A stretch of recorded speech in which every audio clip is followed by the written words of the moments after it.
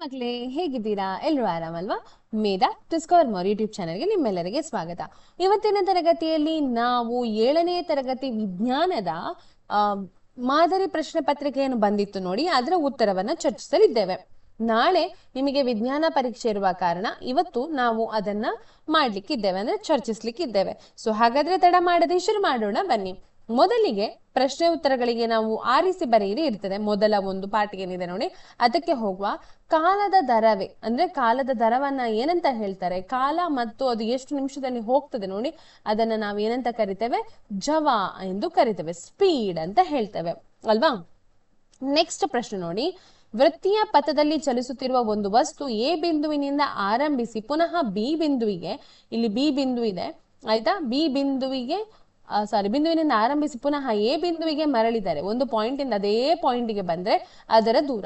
ಅದು ವೃತ್ತಾಕಾರದಲ್ಲಿ ಚಲಿಸುವುದರಿಂದ ಇದರ ಎಷ್ಟು ಬಂದಿದೆ ನೋಡಿ, ಹೀಗೆ ಇದು ಏನಾಗ್ತದೆ? ವೃತ್ತದ ಪರಿಧಿ ಆಗ್ತದೆ. ಹಾಗಾದ್ರೆ ವೃತ್ತದ ಪರಿಧಿಯ ಸೂತ್ರ ಏನು? 2πr. ಮ್ಯಾಥ್ಸ್ ಅಲ್ಲಿ ಕಲ್ತಿದ್ದೀರಿ, ಗಣಿತದಲ್ಲಿ ಅಲ್ವಾ, ಅದನ್ನೇ ಬರಿಬೇಕು. ಹಾಗೆ 2πr, ಅದು ಚಲಿಸಿದ ದೂರ 2πr ಆಗ್ತದೆ. ನೆಕ್ಸ್ಟ್ ನೋಡಿ, 3ನೇ ಪ್ರಶ್ನೆ. ಈ ಚಿತ್ರದಲ್ಲಿ ವಿದ್ಯುತ್ ಮಂಡಲದಲ್ಲಿ ಸ್ವಿಚ್ ನಂತೆ ಯಾವ ವಸ್ತುವನ್ನು ಬಳಸಲಾಗಿದೆ? ಈ ಚಿತ್ರ ನೋಡಿದ್ರೆ ನೀವು ಇಲ್ಲಿ ಏನಿದೆ? ಬ್ಯಾಟ್ರಿ ಇದೆ, ವಿದ್ಯುತ್ ಕೋಶ ಇದೆ, ಬಲ್ಬ್ ಇದೆ. ಇದು ಸ್ವಿಚ್ ರೀತಿಯಲ್ಲಿ ಯಾವುದು ಕೆಲಸ ಮಾಡ್ತಾ ಉಂಟು? ಇದು ಬೀಗದ ಕೈ ಕೆಲಸ ಮಾಡ್ತಾ ಇದೆ. ಅಂದ್ರೆ ಅದನ್ನು ಓಪನ್ ಮಾಡಿದಾಗ ಏನಾಗ್ತದೆ? ಮಂಡಲ ಮುರಿತದೆ. ಅದನ್ನ ಹಾಗೆ ಇದು ಮಾಡಿದ್ರೆ, ಕಟ್ಟಿದ್ರೆ ಏನಾಗ್ತದೆ? ಮಂಡಲ ಕಂಟಿನ್ಯೂ ಆಗ್ತದೆ. 4ನೇ ಪ್ರಶ್ನೆಗೆ ನೋಡಿ, ಸೂಕ್ಷ್ಮ ದರ್ಶಕದಲ್ಲಿ ಬಳಸುವ ಮಸೂರ ಯಾವುದು? ಅಂದ್ರೆ ಅದನ್ನು ಏನಾಗ್ಬೇಕು? ಅದು ಕೇಂದ್ರೀಕರಿಸ್ಬೇಕಲ್ವಾ. ಒಂದು ವಸ್ತುವನ್ನು ಕೇಂದ್ರೀಕರಿಸ ದೊಡ್ಡದಾಗಿ ಕಾಣ್ಬೇಕಾದ್ರೆ ಯಾವ ಮಸೂರವನ್ನ ನಾವು ಉಪಯೋಗಿಸ್ತೇವೆ? ಪೀನ ಮಸೂರವನ್ನ ನಾವು ಉಪಯೋಗಿಸ್ತೇವೆ. ಯಾವುದ್ರಲ್ಲಿ? ಸೂಕ್ಷ್ಮ ದರ್ಶಕದಲ್ಲಿ. 2ನೇ ಪಾರ್ಟ್ ಏನಿದೆ ನೋಡಿ, ಅಂದ್ರೆ 2ನೇ ರೋಮನ್ ನಂಬರ್ ಅಲ್ಲಿ ಖಾಲಿ ಬಿಟ್ಟಿರುವ ಜಾಗಗಳನ್ನ ಭರ್ತಿ ಮಾಡಿ ಅಂತ ಹೇಳಿ ಕೊಟ್ಟಿದ್ದಾರೆ. ಸೊ ಹಾಗಾದ್ರೆ ಅದನ್ನ ಮಾಡುವ ಬನ್ನಿ. ಸಸ್ಯಗಳ ಸಂತಾನೋತ್ಪತ್ತಿಯಲ್ಲಿ ಪಕ್ಷಿಗಳು ಹಾಗೂ ಗಾಳಿಯಿಂದ ಡ್ಯಾಶ್ ಗಳ ಪ್ರಸಾರವಾಗ್ತದೆ. ಸಸ್ಯಗಳ ಸಂತಾನೋತ್ಪತ್ತಿಯಲ್ಲಿ ಪ್ರಾಣಿಗಳು ಮತ್ತು ಗಾಳಿ ಬೀಜವನ್ನ ಪ್ರಸರಣೆ ಮಾಡ್ಲಿಕ್ಕೆ ಸಹಾಯ ಮಾಡ್ತದೆ ಅಲ್ವಾ. ಸೊ ಬೀಜಗಳ ಉತ್ತರ ಆಗ್ತದೆ.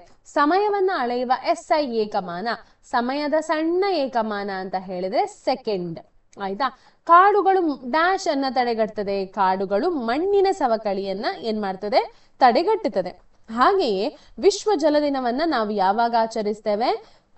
ವಿಶ್ವ ಜಲ ದಿನವನ್ನ ಮಾರ್ಚ್ 22ರಂದು ಆಚರಿಸ್ತೇವೆ. ಮೊನ್ನೆ ತಾನೇ ನಾವು ಆಚರಿಸಿದೆವು. ಈಗ ನೋಡಿ, 3ನೇ ಭಾಗ ಅಂದ್ರೆ 3ನೇ ರೋಮನ್ ನಂಬರ್, 1 ಮಾರ್ಕಿನ ಪ್ರಶ್ನೋತ್ತರಗಳು, ಅಥವಾ ಒಂದು ಪದದಲ್ಲಿ ಬರಿಬಹುದು ಅಥವಾ ಒಂದು ವಾಕ್ಯದಲ್ಲಿ ಬರಿಬಹುದು. ಹೂವಿನ ಗಂಡು ಸಂತಾನೋತ್ಪತ್ತಿಯ ಭಾಗ ಯಾವುದು? ಕೇಸರ. ನೋಡಿ, ಇದು ಕೇಸರದ ಚಿತ್ರ. ಇದಕ್ಕೇನ್ ಹೇಳ್ತಾರೆ ಗೊತ್ತುಂಟಾ? ಇದು ಕೇಸರ ದಂಡ ಆಯ್ತಾ, ಕೇಸರ ದಂಡ ಅಂತ ಹೇಳ್ತಾರೆ. ಹಾಗೆ ಮೇಲೆ ಕಾಣ್ತಾ ಉಂಟಲ್ಲ, ಇದು ಪರಾಗಕೋಶ. ಪರಾಗ ರೇಣುಗಳನ್ನ ಬಿಡುಗಡೆ ಮಾಡುವಂತಹದ್ದು ಪರಾಗಕೋಶ ಆಗ್ತದೆ ಆಯ್ತಾ. ಬೆಳಕಿನ ಮೂಲ ಯಾವುದು? ನಮಗೆ ಬೆಳಕಿನ ಮೂಲ ಯಾವುದು? ಸೂರ್ಯ. ನೈಸರ್ಗಿಕ ಮೂಲ ಸೂರ್ಯ. ಹಾಗೆ ಏನಾದ್ರೂ ಮಾನವ ನಿರ್ಮಿತ ಅಂತ ಹೇಳಿದ್ರೆ ವಿದ್ಯುತ್ ದೀಪ, ಬಲ್ಬ್ ಅಲ್ವಾ. ನಾವು ತ್ಯಾಜ್ಯಗಳನ್ನ ಜಲಮೂಲಗಳಿಗೆ ಎಸೆದರೆ ಏನಾಗ್ತದೆ ಅನ್ನೋ ಪ್ರಶ್ನೆ ಇದೆ. ಏನಾಗ್ತದೆ? ಜಲಮೂಲಗಳಿಗೆ ಎಸೆದರೆ ಜಲಮಾಲಿನ್ಯ ಉಂಟಾಗ್ತದೆ. ಮೊದಲ ಪಾಯಿಂಟ್, ಜಲಮಾಲಿನ್ಯ ಉಂಟಾಗ್ತದೆ. ಮತ್ತೆ ಅದು ಜಲಚರಗಳಿಗೆ ಏನ್ ಮಾಡ್ತದೆ? ಹಾನಿಯನ್ನು ಉಂಟು ಮಾಡ್ತದೆ, ಅಥವಾ ಅವುಗಳ ಜೀವಕ್ಕೆ ಏನ್ ಮಾಡ್ತದೆ? ಅಪಾಯವನ್ನ ತರ್ತದೆ ಆಯ್ತಾ, ಕಸಗಳನ್ನ ನೀರಿಗೆ ಬಿಸಾಡುವುದ್ರಿಂದ. 4ನೇ ಪ್ರಶ್ನೆಗೆ ಹೋಗುವ, ಅಂದ್ರೆ 1 ಮಾರ್ಕಿನ ಪ್ರಶ್ನೆ. 4ನೇ ಪ್ರಶ್ನೆ, ಮರಗಳಿಂದ ದೊರೆಯುವ ಒಂದು ಉತ್ಪನ್ನವನ್ನ ತಿಳಿಸಿ ಅಂತ ಕೇಳಿದ್ದಾರೆ. ಮರದಿಂದ ನಮ್ಗೆ ಏನನ್ನ ಸಿಗ್ತದೆ? ಮರಮಟ್ಟು ಅಂತ ಹೇಳಿದ್ದಾರೆ. ಮರಮುಟ್ಟು ಅಲ್ಲ, ಮರಮಟ್ಟು ಅದು ಆಯ್ತಾ, ವುಡ್. ಹಾಗೆ ಹಣ್ಣುಗಳು, ಔಷಧೀಯ ಪದಾರ್ಥಗಳು, ಅಂಟು ಸಿಗ್ತದೆ, ಅಥವಾ ಕೆಲವೊಂದು ವಿಷಯಗಳು ನಿಮ್ಗೆ ಮರದಿಂದ ಎಲ್ಲ ಸಿಗ್ತದೆ ಅದನ್ನ ಬರಿಬಹುದು, ಅಥವಾ ಗಾಳಿ ಸಿಗ್ತದೆ, ಆಕ್ಸಿಜನ್ ಸಿಗ್ತದೆ, ಅದನ್ನು ಕೂಡ ಬರಿಬಹುದು. ಈಗ ನೋಡಿ, 2 ಮಾರ್ಕಿನ ಪ್ರಶ್ನೋತ್ತರಗಳಲ್ಲಿ ಮೊದಲ ಪ್ರಶ್ನೆ, ಅಪಧಮನಿ ಮತ್ತು ಅಭಿಧಮನಿಗಳ ವ್ಯತ್ಯಾಸ ತಿಳಿಸಿ ಅಂತ ಕೇಳಿದ್ದಾರೆ. ಅಪಧಮನಿ ಇದು ಯಾವಾಗ್ಲೂ ಶುದ್ಧ ರಕ್ತವನ್ನ, ಅಂದ್ರೆ ಆಮ್ಲಜನಕಯುಕ್ತ ರಕ್ತವನ್ನ ದೇಹದ ವಿವಿಧ ಭಾಗಗಳಿಗೆ ಸಾಗಿಸುವ ಕೆಲಸವನ್ನ ಮಾಡ್ತದೆ. ಹಾಗೆಯೇ ಅಭಿಧಮನಿ ಇದು ದೇಹದ ವಿವಿಧ ಭಾಗಗಳಿಂದ ಇಂಗಾಲದ ಡೈಆಕ್ಸೈಡ್ ಯುಕ್ತ ರಕ್ತವನ್ನ ಹೃದಯಕ್ಕೆ ತರುವ ಕೆಲಸವನ್ನ ಮಾಡುತ್ತದೆ. ಯಾವುದು? ಅಭಿಧಮನಿ ಅಶುದ್ಧ ರಕ್ತ, ಅಂದ್ರೆ ಇಂಗಾಲದ ಡೈಆಕ್ಸೈಡ್ ಯುಕ್ತ ರಕ್ತ. ಅಪಧಮನಿ ಆಮ್ಲಜನಕಯುಕ್ತ ರಕ್ತವನ್ನ ತರ್ತದೆ ದೇಹದ ಭಾಗಗಳಿಗೆ. ಇದು ದೇಹದ ಭಾಗಗಳಿಂದ ಹೃದಯಕ್ಕೆ ಕೊಂಡೋಗುವಂತಹದ್ದು. ಮಾನವನ ವಿಸರ್ಜನಾಂಗದ ವ್ಯೂಹದ ಭಾಗಗಳು ಯಾವುದು ಅಂತ ಕೇಳಿದ್ದಾರೆ. ಒಂದು ಮೂತ್ರಪಿಂಡ, ಮೂತ್ರನಾಳ, ಮೂತ್ರಕೋಶ ಮತ್ತು ಮೂತ್ರದ್ವಾರ. ಇದರ ಚಿತ್ರ ಕೂಡ ತುಂಬಾ ಇಂಪಾರ್ಟೆಂಟ್. ನಂಗೆ ಚಿತ್ರ ನಿಮ್ಗೆ ಹಾಕ್ಲಿಕ್ಕೆ ನೆನಪಾಗ್ಲಿಲ್ಲ, ಬಟ್ ನಾನು ಹಾಕ್ಲಿಕ್ಕೆ ಟ್ರೈ ಮಾಡ್ತೇನೆ ಆಯ್ತಾ. ಇದರ ಚಿತ್ರ ತುಂಬಾ ಇಂಪಾರ್ಟೆಂಟ್, ಅದನ್ನ ಕಲಿಯಿರಿ ಆಯ್ತಾ. ಸಮರೂಪದ ಚಲನೆಯು ಪ್ರಯಾಸವಿಲ್ಲದ ಚಲನೆ ಎನ್ನುತ್ತಾರೆ, ಏಕೆ? ಅಂದ್ರೆ ಯೂನಿಫಾರ್ಮ್ ಮೋಷನ್ ಅನ್ನ ಎಂತ ಹೇಳ್ತಾರೆ? ಎಫರ್ಟ್ಲೆಸ್ ಮೋಷನ್ ಅಂತ ಹೇಳ್ತಾರೆ. ಯಾಕೆ ಅಂತ ಕೇಳಿದ್ದಾರೆ. ಏಕೆಂದರೆ ಸಮರೂಪದ ಚಲನೆಯಲ್ಲಿ ಕಾಯವು ಸ್ಥಿರವಾದ ವೇಗದಲ್ಲಿ ಚಲಿಸ್ತಾ ಇರ್ತದೆ, ಮತ್ತೆ ದಿಕ್ಕನ್ನ ಬದಲಾಯಿಸುವ ಅಗತ್ಯ ಇರುವುದಿಲ್ಲ, ಒಂದೇ ನೇರಕ್ಕೆ ಹೋಗ್ತಾ ಇರ್ತದೆ. ಯಾವುದು? ಸಮರೂಪದ ಚಲನೆ. ಈಗ ಒಂದು ಪ್ರಶ್ನೆ ಕೇಳಿದ್ದಾರೆ, ಲೆಕ್ಕ ಇದೆ ನೋಡಿ. ಒಂದು ವಸ್ತು 20 ಸೆಕೆಂಡಿನಲ್ಲಿ 5 ಕಿಲೋಮೀಟರ್ ದೂರ ಚಲಿಸಿದರೆ ಸರಾಸರಿ ಜವವೆಷ್ಟು ಅಂತ ಕೇಳಿದ್ದಾರೆ. ಒಂದು ವಸ್ತು 5 ಕಿಲೋಮೀಟರ್ 70 ಸೆಕೆಂಡಿನಲ್ಲಿ, ಕಾಲ ಅಂದ್ರೆ 20 ಸೆಕೆಂಡ್. ನಮ್ಗೆ ಕೊಟ್ಟದ್ದನ್ನ ನಾವು ಬರಿಬೇಕಾಗ್ತದೆ ಮೊದಲಿಗೆ ನೋಡಿ. ಕಾಲ ಅಂದ್ರೆ 20 ಸೆಕೆಂಡ್, ಅದನ್ನ ಬರಿಬೇಕು 20 ಸೆಕೆಂಡ್. ಹಾಗೆಯೇ ದೂರ ಎಷ್ಟು? 5 ಕಿಲೋಮೀಟರ್. ಈಗ ಇಲ್ಲಿ ಸಣ್ಣ ಒಂದು ಮಾನ ಕೊಟ್ಟಿರುವ ಕಾರಣ ಇಲ್ಲಿ ಕಿಲೋಮೀಟರ್ ಉಪಯೋಗಿಸ್ಲಿಕ್ಕೆ ಆಗುದಿಲ್ಲ. ಇದನ್ನ ನಾವು ಏನ್ ಮಾಡ್ಬೇಕು? ಮೀಟರ್ಗೆ ಪರಿವರ್ತಿಸಬೇಕು. 1 ಕಿಲೋಮೀಟರ್ ಅಂತ ಹೇಳಿದ್ರೆ 1000 ಮೀಟರ್, ಹಾಗೆ 5 ಕಿಲೋಮೀಟರ್ ಅಂತ ಹೇಳಿದ್ರೆ ಎಷ್ಟು ಮೀಟರ್ ಆಗ್ತದೆ? 5000 ಮೀಟರ್. ಈಗ ಸೂತ್ರದಲ್ಲಿ ನಾವು ಅನ್ವಯಿಸಬೇಕು.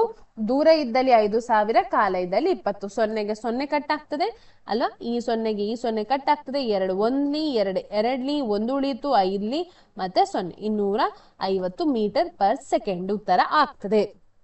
ನೆಕ್ಸ್ಟ್ ಪ್ರಶ್ನೆ, ವಿದ್ಯುತ್ ಉಪಕರಣಗಳಲ್ಲಿ ಫ್ಯೂಸ್ ತಂತಿಯನ್ನ ಏಕೆ ಬಳಸ್ತಾರೆ? ಮಂಡಲದಲ್ಲಿ ಅತಿಯಾದ ವಿದ್ಯುತ್ ಪ್ರವಾಹ ಉಂಟಾದಾಗ ಫ್ಯೂಸ್ ತಂತಿ ಕರಗಿ ಸಂಪರ್ಕ ಕಡಿತಗೊಳಿಸುತ್ತದೆ. ಇದರಿಂದ ಅವಘಡಗಳು ಏನಾಗ್ತದೆ? ತಪ್ಪುವುದನ್ನು, ಅಂದ್ರೆ ಅವಘಡಗಳ ನಡೆಯುವುದನ್ನ ಏನ್ ಮಾಡ್ತದೆ? ಇದು ತಪ್ಪಿಸ್ತದೆ. ಅಥವಾ ಉಪಕರಣಗಳು ಸುಡುವುದನ್ನ ಏನ್ ಮಾಡಬಹುದು? ತಡೆಗಟ್ಟಬಹುದು ಆಯ್ತಾ.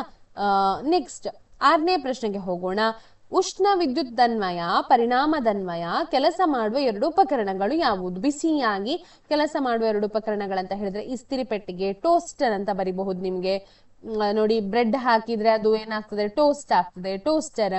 ಮತ್ತೆ ಹೀಟರ್, ಗೀಸರ್ ಅಂತ ಬರಿಬಹುದು. ಮೈಕ್ರೋವೇವ್ ಅವನ್ ಬರಿಬಹುದು, ಇದೆಲ್ಲ ಬರಿಬಹುದು. ಸಮತಲ ದರ್ಪಣದ ಉಪಯೋಗ ಏನು? ಎಲ್ಲಿ ಉಪಯೋಗಿಸ್ತಾರೆ ಸಮತಲ ದರ್ಪಣವನ್ನ? ನಮ್ಮ ಮನೆಯಲ್ಲಿ ಉಪಯೋಗಿಸ್ತಾರೆ. ಯಾಕೆ ಉಪಯೋಗಿಸ್ತಾರೆ? ಮುಖ ನೋಡಲು, ತಲೆ ಬಾಚಲು ಅಲ್ವಾ. ಹಾಗೆ ಅದನ್ನ ಪೆರಿಸ್ಕೋಪ್ ಗಳಲ್ಲಿ ಕೂಡ ಏನ್ ಮಾಡ್ತಾರೆ? ಬಳಸ್ತಾರೆ. ಸ್ಟೀಲ್ ತಟ್ಟೆಯಲ್ಲಿ ಪ್ರತಿಬಿಂಬ ನೇರ ಮತ್ತು ವಸ್ತುವಿನ ಗಾತ್ರದಷ್ಟೇ ಇರ್ತದೆ. ಯಾಕೆ ಹೇಳಿದ್ರೆ, ನೇರ ಮತ್ತು ವಸ್ತುವಿನ ಗಾತ್ರದಷ್ಟೇ ಇದ್ರೆ ಅದು ಯಾವ ರೀತಿಯ ಏನಾಗ್ತದೆ? ಯಾವ ರೀತಿಯ ದರ್ಪಣ ಅದು? ಅದು ಸಮತಲ ದರ್ಪಣದಂತೆ ಕೆಲಸ ಮಾಡುವ ಕಾರಣ ಹೊಸ ಸ್ಟೀಲ್ ತಟ್ಟೆಯು ನಯವಾದ ಮೇಲ್ಮೈ ಹೊಂದಿರುವುದರಿಂದ ಅದು ಸಮತಲ ದರ್ಪಣದಂತೆ ವರ್ತಿಸ್ತದೆ. ಹಾಗಾಗಿ ಅಲ್ಲಿ ಏನಾಗ್ತದೆ? ನೇರ ಮತ್ತು ವಸ್ತುವಿನಷ್ಟೇ ಗಾತ್ರದ ಪ್ರತಿಬಿಂಬ ಉಂಟಾಗ್ತದೆ. 9ನೇ ಪ್ರಶ್ನೆ ನೋಡಿ. ಚರಂಡಿ ನೀರಿನ ತ್ಯಾಜ್ಯಗಳನ್ನ ಹೇಗೆ ಕಡಿಮೆ ಮಾಡಬಹುದು? ಅಡಿಗೆ ಎಣ್ಣೆ, ಕೊಬ್ಬನ್ನ ಚರಂಡಿ ನೀರಿಗೆ ಸುರಿಯಬಾರದು. ಹಾಗೆ ಘನತ್ಯಾಜ್ಯಗಳನ್ನ ಕಸದ ಬುಟ್ಟಿಗೆ ಹಾಕ್ಬೇಕು, ಅದನ್ನ ಚರಂಡಿಗೆ ಹಾಕಬಾರ್ದು. ಆದ್ರಿಂದ ಅದನ್ನ ಚರಂಡಿ ನೀರಿನ ತ್ಯಾಜ್ಯವನ್ನ ನಾವು ಏನ್ ಮಾಡಬಹುದು? ತಡೆಗಟ್ಟಬಹುದು. ಚರಂಡಿ ನೀರಿನಲ್ಲಿರುವ ಕಶ್ಮಲಗಳನ್ನ ಹೇಗೆ ವರ್ಗೀಕರಣ ಮಾಡಿದ್ದಾರೆ? ಜೈವಿಕ ಮತ್ತು ಅಜೈವಿಕ ಅಂತ ಹೇಳಿ ಮಾಡಿದ್ದಾರೆ. ಜೈವಿಕ ಅಂತ ಹೇಳಿದ್ರೆ ಜೀವವಿರುವ, ಅಂದ್ರೆ ಅದ್ರಲ್ಲಿ ಏನಾದ್ರೂ ಇದಿದ್ರೆ, ಬ್ಯಾಕ್ಟೀರಿಯಾಗಳಿದ್ರೆ, ವೈರಸ್ ಇದ್ರೆ ಅದನ್ನೆಲ್ಲ ಜೈವಿಕ ಅಂತ ಹೇಳ್ತಾರೆ. ಅಜೈವಿಕ ಅಂತ ಹೇಳಿದ್ರೆ ಕೆಮಿಕಲ್ಗಳು, ಯಾವುದೇ ರಾಸಾಯನಿಕಗಳು ಆಗ್ತದೆ, ರಾಸಾಯನಿಕಗಳು, ನೈಟ್ರೇಟ್ಗಳು, ಪೋಷಕಾಂಶಗಳು ಅದೆಲ್ಲವೂ ಏನಾಗ್ತದೆ? ಅಜೈವಿಕ ಇದಕ್ಕೆ ಏನಾಗ್ತದೆ ಅಂದ್ರೆ ಅಜೈವಿಕ ಕಶ್ಮಲಗಳಿಗೆ ಬರ್ತದೆ. ಹಾಗೆಯೇ ನೆಕ್ಸ್ಟ್ ಇರುವಂತಹದ್ದು 4 ಮಾರ್ಕಿನ ಪ್ರಶ್ನೆ. ಅಟ್ಲೀಸ್ಟ್ ನೀವು 4 ಪಾಯಿಂಟ್ಗಳನ್ನ ಬರಿಬೇಕು. ಕೆಳಗಿನ ಪ್ರಶ್ನೆಗಳಿಗೆ 4-5 ವಾಕ್ಯಗಳಲ್ಲಿ ಉತ್ತರಿಸಿ. ಪ್ರಕೃತಿಯ ಸಮತೋಲನದಲ್ಲಿ ಕಾಡುಗಳ ಪಾತ್ರವನ್ನ ವಿವರಿಸಿ ಅಂತ ಕೇಳಿದ್ದಾರೆ. ಕಾಡು ಹೇಗೆ ಸಮತೋಲನವನ್ನ ಕಾಪಾಡಿಕೊಳ್ತದೆ?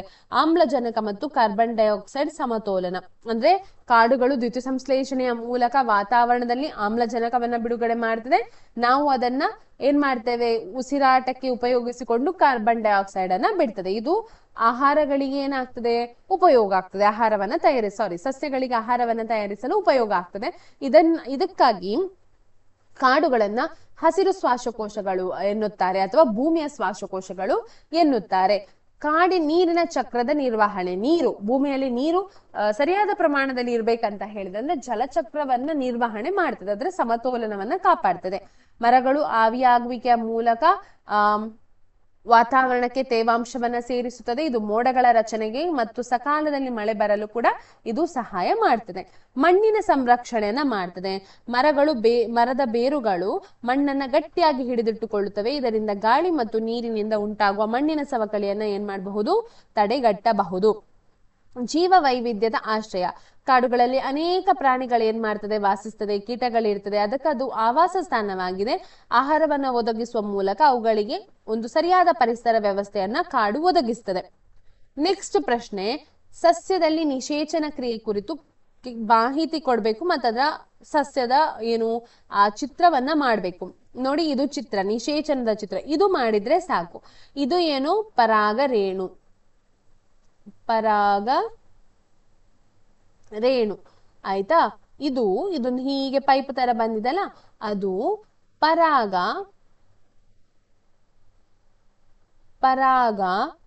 ನಳಿಕೆ ಆಯ್ತಾ. ಇದು ಇಲ್ಲಿ ಕಾಣ್ತಾ ಉಂಟಲ್ಲ, ಇದು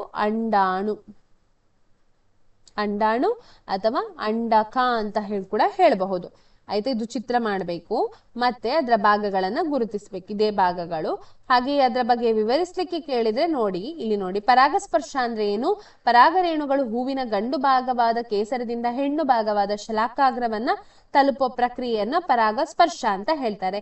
ಪರಾಗನಾಳದ ಬೆಳವಣಿಗೆ ಅಂದ್ರೆ ಏನಾಗ್ತದೆ, ಅಷ್ಟಾದ ನಂತರ ಪರಾಗರೇಣು ಮೊಳಕೆಯೊಡೆದು ಶಲಾಕೆಯ ಮೂಲಕ ಅಂಡಕದವರೆಗೆ ಒಂದು ಉದ್ದನೆಯ ಪರಾಗನಾಳವನ್ನ ಬೆಳೆಸ್ತದೆ. ಇದ್ರ ಮೂಲಕ ಅದರ ಏನು ಹೋಗ್ತದೆ ಅಂತ ಹೇಳಿದ್ರೆ ನ್ಯೂಕ್ಲಿಯಸ್ ಅದನ್ನ ತಲುಪಿ ಏನಾಗ್ತದೆ, ನಿಷೇಚನ ಕ್ರಿಯೆ ನಡೀತದೆ. ಅನಂತರ ನಿಷೇಚನ ಕ್ರಿಯೆ ನಡೆದ ನಂತರ ಇದು ಬೆಳೆದು ಯುಗ್ಮಜ ಉಂಟಾಗ್ತದೆ. ಇದರಿಂದ ಭ್ರೂಣವಾಗಿ ಬೆಳೆದು ಹೊಸ ಸಸ್ಯ ಬೆಳೀತದೆ, ಅಂದ್ರೆ ಹೊಸ ಬೀಜವಾಗಿ ಬೆಳೀತದೆ. ಇದಿಷ್ಟು ಯಾವುದರ ಬಗ್ಗೆ?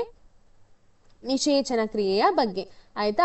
ಸೊ ಇದಿಷ್ಟು ಸಸ್ಯಗಳಲ್ಲಿ ನಡೆಯುವ ನಿಷೇಚನ ಕ್ರಿಯೆಯ ಬಗ್ಗೆ ಇವತ್ತಿನ ತರಗತಿಯಲ್ಲಿ ನಾವು 7ನೇ ತರಗತಿ ವಿಜ್ಞಾನದ ಮಾದರಿ ಪ್ರಶ್ನೆ ಪತ್ರಿಕೆ ಏನಿತ್ತು ಅದರ ಉತ್ತರವನ್ನ ನಾವು ಚರ್ಚಿಸಿದ್ದೇವೆ. ವಿಡಿಯೋ ಇಷ್ಟ ಆಗಿದ್ರೆ ನಿಮ್ಗೆ ಏನ್ ಮಾಡ್ಬೇಕಂತ ಗೊತ್ತಿದೆ, ಲೈಕ್ ಮಾಡ್ಬೇಕು, ಚಾನೆಲ್ ಅನ್ನ ಸಬ್ಸ್ಕ್ರೈಬ್ ಮಾಡ್ಬೇಕು, ಹಾಗೆ ನಿಮ್ಮ ಫ್ರೆಂಡ್ಸ್ ಎಲ್ಲರಿಗೂ ಇದನ್ನ ಶೇರ್ ಮಾಡಿ ಅವರಿಗೂ ಕೂಡ ಇದನ್ನ ನೋಡ್ಲಿಕ್ಕೆ ಹೇಳ್ಬೇಕು ಅಂತ ಹೇಳ್ತಾ ಎಲ್ಲರಿಗೂ ಬಾಯ್ ಬಾಯ್ ಅಂತ ಹೇಳ್ತಾ ಇವತ್ತಿನ ತರಗತಿಯನ್ನು ಇಲ್ಲಿಗೆ ಮುಗಿಸೋಣ. ಬಾಯ್ ಬಾಯ್.